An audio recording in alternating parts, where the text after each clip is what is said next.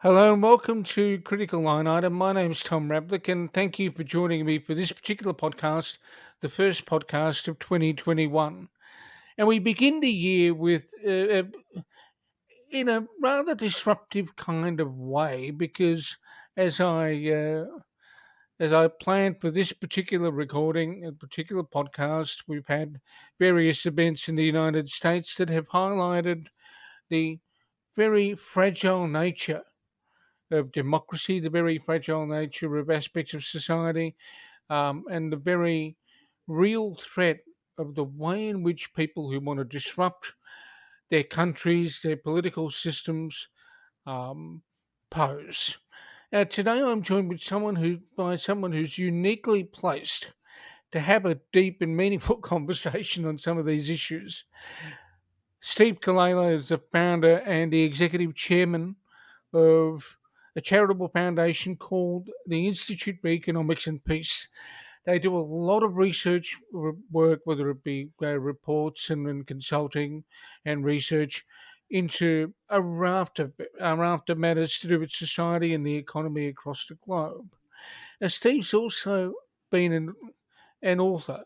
He's written a book called Peace in the Age of Chaos, and the title could not be more appropriate. The book is out there, ready for you to buy and have a look at. It's published by Hardy Grant.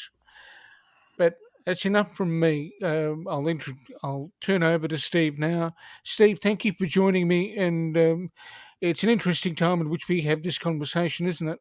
Oh, it certainly is. If we're looking at the events of the last 12 months, who 12 months ago would have thought that we would have seen the lockdowns and the global chaos we've seen through COVID-19, let alone the recent election cycle in the United States? I think it's the latter point we can touch on in a little while, but uh, we're talking to you at a point in time where you're head of an institute that does a lot of work, but you've lived a longer life than just being at the head of uh, a research body, if I can call it that. How would you describe your professional career if you had to put it on the back of an envelope, Steve? Well, my background's actually in business. I started off really as a computer programmer. And I developed two international IT companies. The first one ended up publicly listed on NASDAQ, and the second one on the Australian Stock Exchange. And that was on the back of two computer programs which I developed. And that was an interesting business life because the work was all globally based. So Integrated Research, which is currently listed on the Australian Stock Exchange, I founded that. But it does 95% of its business outside of Australia from about 40 different countries around the world. So I spent my life travelling. And I guess I'd say in many ways I'm a global citizen. I've probably spent, 35% of my life just travelling the globe with a suitcase. From there, I set up so I made good money out of all of that. And from there, I set up a foundation called the Charitable Foundation. And that works with the poorest of the poor, does interventions which are substantially life-changing and aims at touching as many people as possible. So to date, we've done about 200 different projects in the developing world. Direct beneficiaries now about 3.6 million people, so it's a reasonable size. But when you work with the poorest of the poor, you end up in some of the most violent places in the world. So because that's where the poorest people is. And as I'm looking at this, I've started to realise just the interconnection between conflict, violence, and poverty. And so that got me thinking. And then it would have been 16 years ago. I was in northeast Kivu in the Congo, which is one of the more violent places in the world. And I was walking through, and then I started to think, what are the most peaceful nations in the world? Is there anything I can learn from them which I could bring into the projects I was doing? It was a bit of a fantasy question, I suppose, Tom. It's just, those kind of things which rumble in the back of your mind. And so I got back to Sydney, searched the internet, and couldn't find a list of the countries in the world by their peacefulness. And that's how the Global Peace Index was born. But that poses a very fundamental and simple question. Because if a simple businessman like myself can be walking through Africa and wonder what are the most peaceful nations in the world and hasn't been done, then how much do we actually know about peace? And being a businessman, I know for a fact in business, if you can't measure something, can you truly understand it? And if you can't measure it, how do you even know whether your actions are helping you or hindering you in achieving your goals? You simply don't. You've got a range of different things you look at in your reports, and just one glance through your website, tells me there are people who are going to have a lot of homework to do when they discover where they need to go to look at some of your material. Um, you've got the Global Peace Index, but you've also got an ecological threat register. You've got a global terrorism index. I mean, there's a whole raft of things. Did these reports just evolve over time as you expanded the work of the institute? Well, yes, that's exactly the way it happened. We started out with the Global Peace Index. After I got this epiphany, if you like, while being in the Congo, I then got back to Sydney, got hold of a few friends who worked in the area, and none of them could come up with anything which sort of ranked the nations of the world by their peacefulness. So what I did then was I had a friend who used to run the Economist Intelligence Unit in London. And he said, well, they're pretty good producers of indexes. So I got hold of them.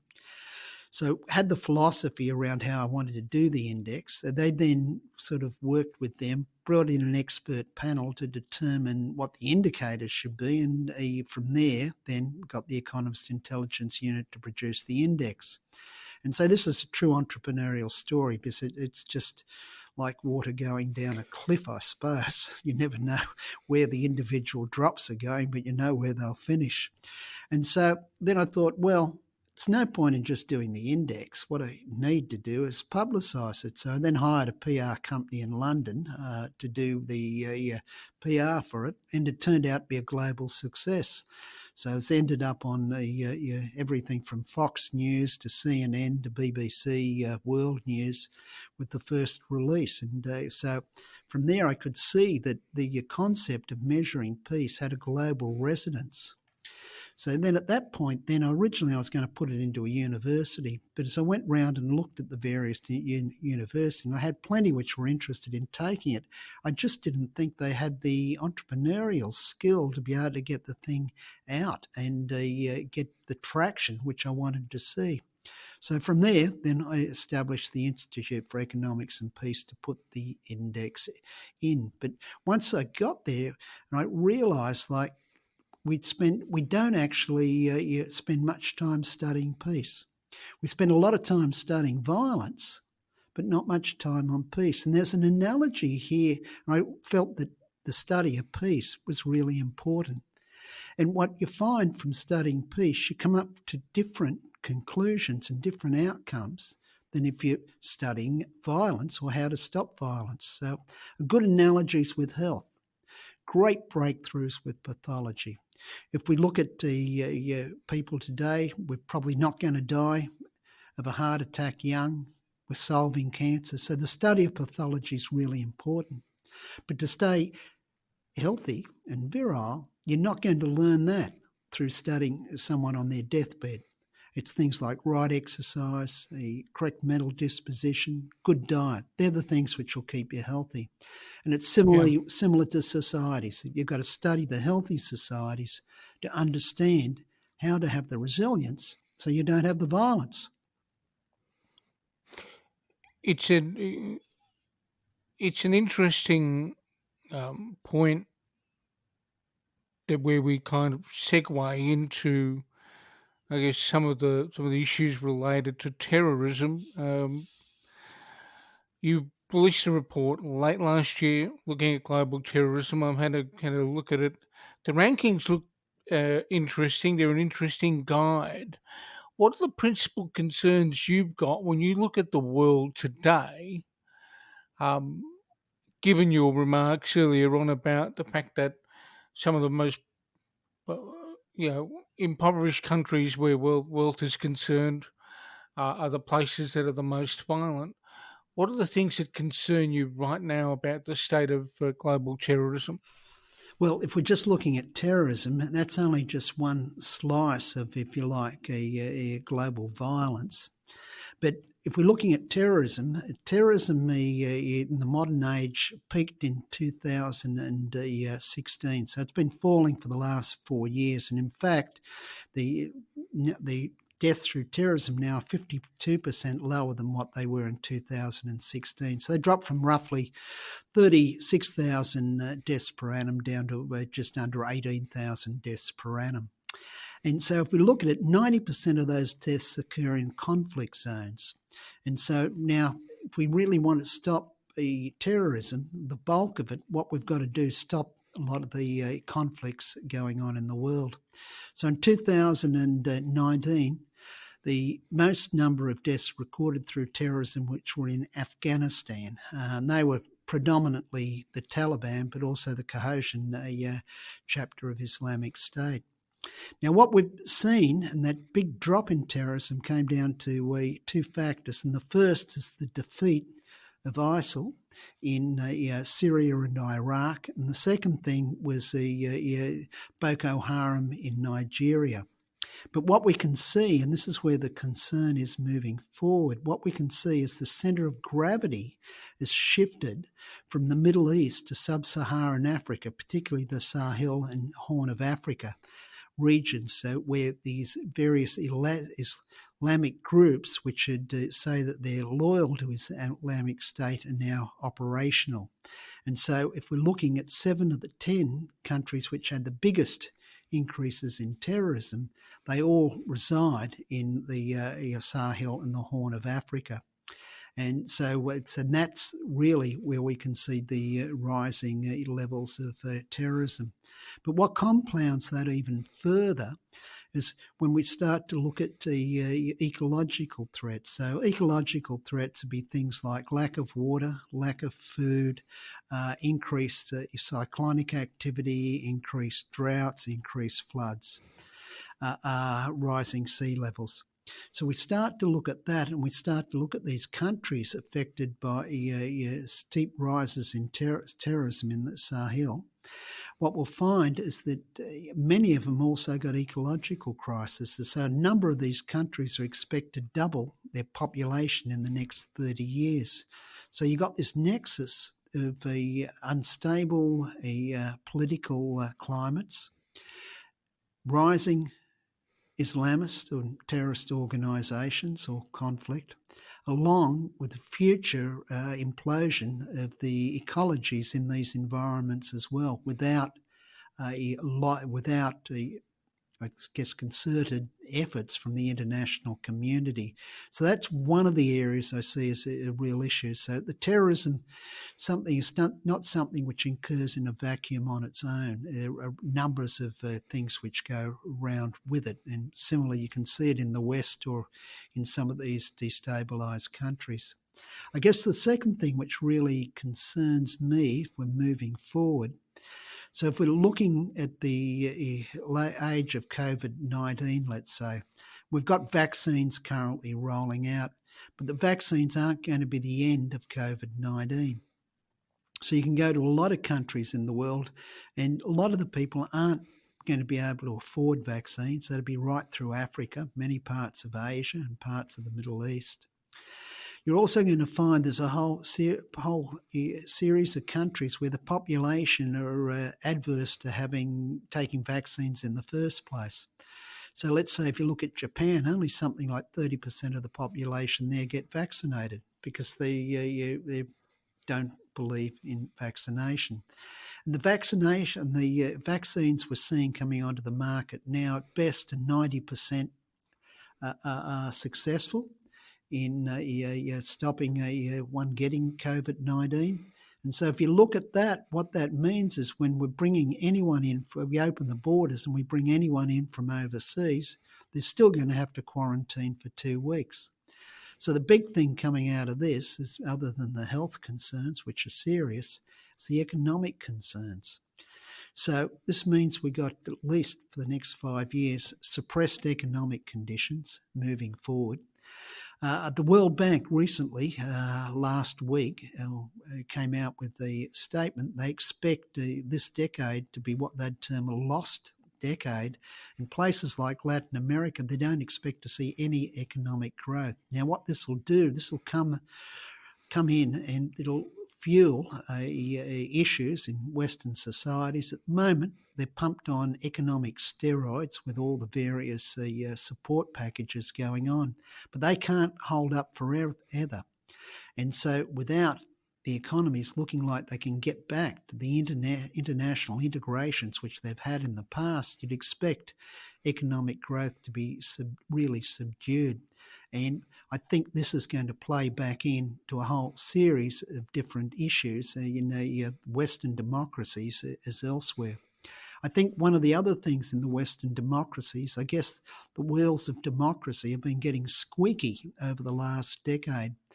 And so if we're looking at things like, let's say, group grievances, the acceptance of the rights of other people, you can see that through immigration, particularly in Europe, like concept of fractionalized elites. That's where the elites in the societies fight between themselves. You can see that in spades in the US, or you can see it with the Brexit debate.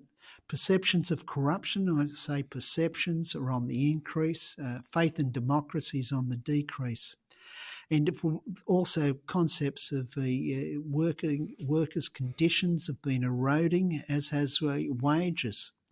And that comes at a time where you're seeing the rich, even in this economic downturn we're in now, getting richer, which you can see through rising property prices, rising stock markets. This creates the background conditions, unless they're really addressed, for societal conflict moving forward. In fact, if you went back over the last decade, you'd find that demonstrations and riots globally have increased by 246%. Just think of the yellow vests, let's say, in France. So I think these background conditions are what really concerns me as we're moving in to the 2020s. This is a convenient point at which to segue into a couple of recent developments. I've spent a lot of time as a result of reading and just writing about things related to sort of the Middle East and terrorism, and we're dealing with, and Africa, we're dealing with countries that are relatively poor. And then we flip our focus and we pivot to the United States. How would you explain to somebody who doesn't quite understand what's going on in the US what transpired last week? Well, I think last week was an event, and very serious event, and one sort of really worthy of focus. But really, events come out of the path of a history of a culture and a society. So what we've done at the Institute for Economics and Peace, I've got all this in the book, what we've done is we've used a whole range of different analysis where we look at 25,000 different data sets, indexes, attitudinal surveys to determine the factors which are most closely related to highly peaceful societies, and that's called positive peace. Now you can turn that back around into an index, and now you've got the ability to be able to measure the progression of a society on these measures of peace. These measures of peace or positive peace are also associated with a whole lot of other things which we think are important. So societies high in positive peace have higher GDP or per capita income. The societies come out better on measures of well-being and happiness, better on ecological measures, better on measures of inclusion and such. And it's particularly good at measuring the resilience of a society to conflicts. So we went back the last decade. What we find is the US has had the 10th largest fall in the world in positive peace. And so these are the background conditions which caused President Trump to get elected in the first place. And he was there to drain the swamp. Okay, if you remember it, he's appealed to the poor working class people who felt they were alienated by society, both the Republicans and the Democrats. Because he was never a real Democrat. He was just able through his ability to articulate the grievances of the masses to be able to get elected. And so the swamp never drained in the US. People's incomes never really didn't improve. And so what you've got is you've got this trajectory going on there of dissatisfaction with the system, which gets reflected through positive peace. And that's accumulated in what we can see happening in the US. So moving forward, what we need is a radical transformation. It's just as true in Europe and to a lesser extent true here in Australia. We need a different way of being able to envisage how our societies work, because the democracy is getting squeaky wheels. That's pretty damn obvious. And the US is the one which has advanced the most. Societies can move through tipping points. And the tipping point which you're seeing in the US is whether it really will end up still being a democracy another decade from now. So the next 4 years are really, really critical in the US. And it isn't a matter so much of impeaching President Trump or anything like that. It's a matter of being able to address these fundamental issues of inequality and the breakdown of civility within the societies. So as long as the Republicans and the Democrats can't find common ground, they'll keep fighting at any cost. They'll never be able to bring in the policies necessary to address the fundamental issues in the US. Much of that comes back to falling working conditions and falling wages, the middle class and below. Tell me, you also have another problem in this context, and that is there are some, if I can use the term, there are some bad actors within any society who will catch on to underlying themes. The Trump the rally last week that led subsequently to the march on the Capitol doesn't just happen because Donald Trump's there alone. There are other groups that have for years been harbouring certain grievances, if we can use that term, against the society in which they live because they believe they're being run by traitors or they're not being well served. How much do you think those sorts of groups play a part in the general sort of messaging, if you like? Well, those kind of people, if they're in all societies, in all ages.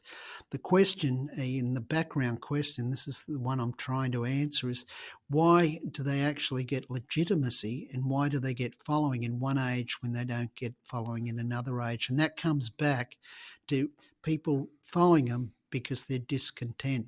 There's a concept of displaced anger, which I think is really important. Yeah. Really important, because if you've got a whole lot of stress in your life's not working, you're looking for someone to blame. You're looking at some way of trying to change it.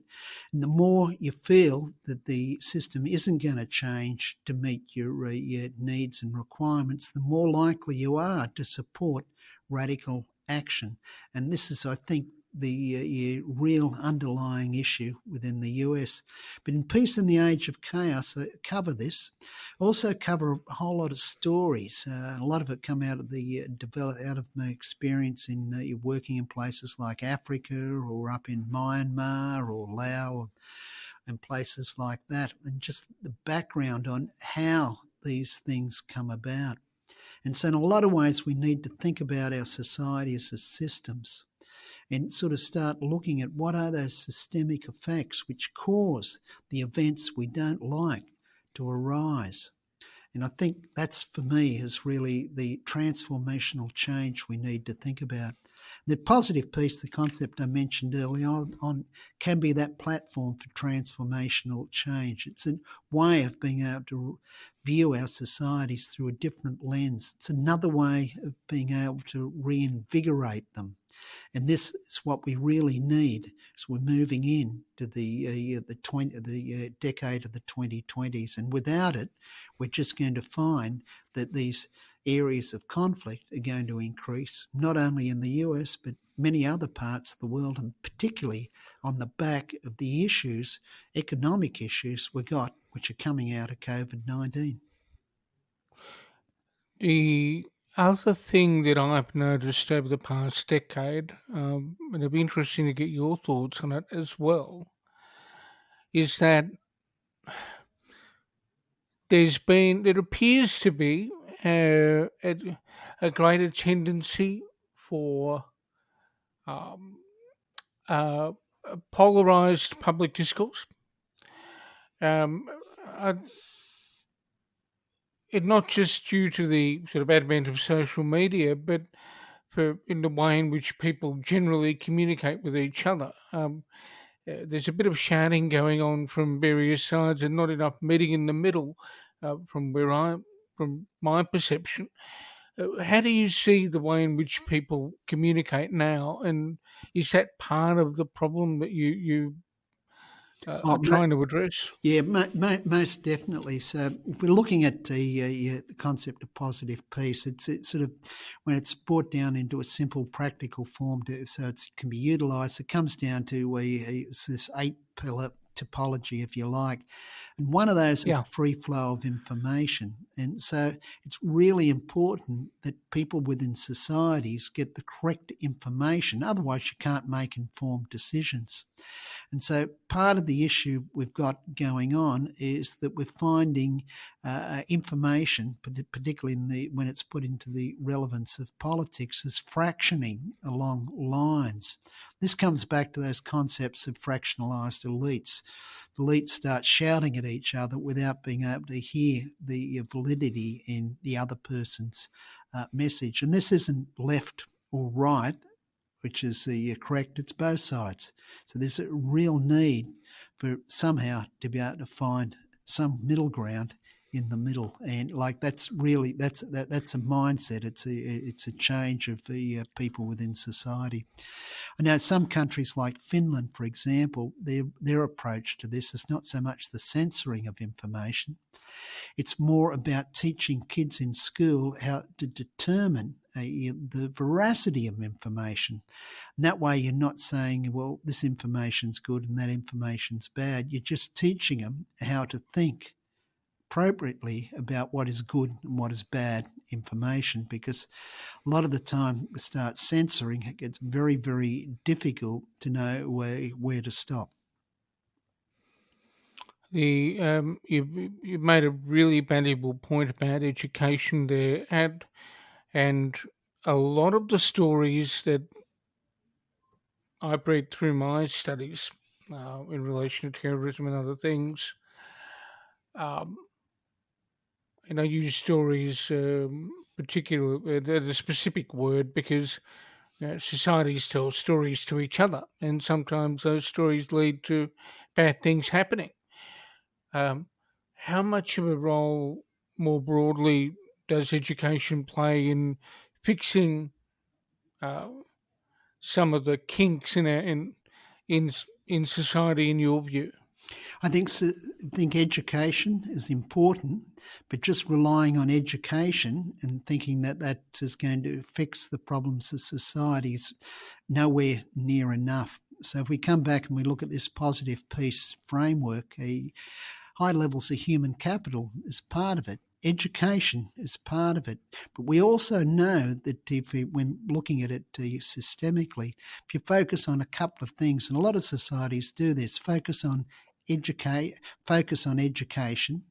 and then focus on business conditions, okay, improving business conditions and improving education. That it's got a tendency to more likely lead to conflict than alleviate conflict if nothing else is taken into account. So in it, you've got to take into account how well government's functioning. You've got to look at what is the relationships between groups in society, how fractured are they. You need to look at the free flow of information, which I mentioned earlier on. How's corruption in a society is going? Because corruption's really corrosive. And so there's a number of different factors which you need to bring together to be able to see or get a society which is progressing in the directions which we'd like it to go. And that comes back to this concept of looking at a society systemically rather than just through a single prism or a single lens. Steve, I'm very mindful of the time and grateful for for joining me today to talk through some really important issues. If people wanted to know more about the Institute of Economics and Peace, where should they go on the internet? Well, there's a few places you can go. The first one is economicsandpeace.org. The second one, which is the one which we use for mainly broadcasting out into the world, is the visionofhumanity.org. Or you could just do a simple search on the Global Peace Index and you'll get there as well. Or you could just search on Peace in the Age of Chaos and that will take you down there as well. But the work we do gets a lot of publicity globally. In the last 12 months, we've had over 20 billion media impressions globally. We've probably, in that period of time, had over 5,000 different news articles and over 1 billion social media impressions. And that's in over 120 different countries around the world. So the work we do, it's all covered in Peace in the Age of Chaos, but that work we do has got global resonance. Works quoted by Secretary Generals of the UN. Terrorism Index is used by just about every major security organisation in the world. And so the work we've got is having an influence, and the stuff on positive peace and the Global Peace Index these days included in over 1,000 university courses around the world. And I take it that people can get a copy of your book, Peace in the Age of Chaos, from most bookstores and from retailers online. Yes, you can get it from you order it from most bookstores. It's also available online, so you can go to Amazon. You can pick it up that way, or go to the website Peace in the Age of Chaos. Pick it up there. You can also pick it up so it can be downloaded for Kindle, and we've got the e-published versions as well. And that I can recommend it because I've had a look at the book, and there's a lot of food for thought at a point in time when we really need to reflect on issues. Steve, thank you so much for sparing a bit of your time today to talk through some significant issues. My pleasure, Tom. Really enjoyed the conversation. It's been good fun. Okay, thank you, and we hope we can do it again. And to the listeners, uh, hope you've enjoyed the podcast, and there'll be a few more coming in the next weeks and months ahead. Great. Thank you. Okay, thanks, Tom.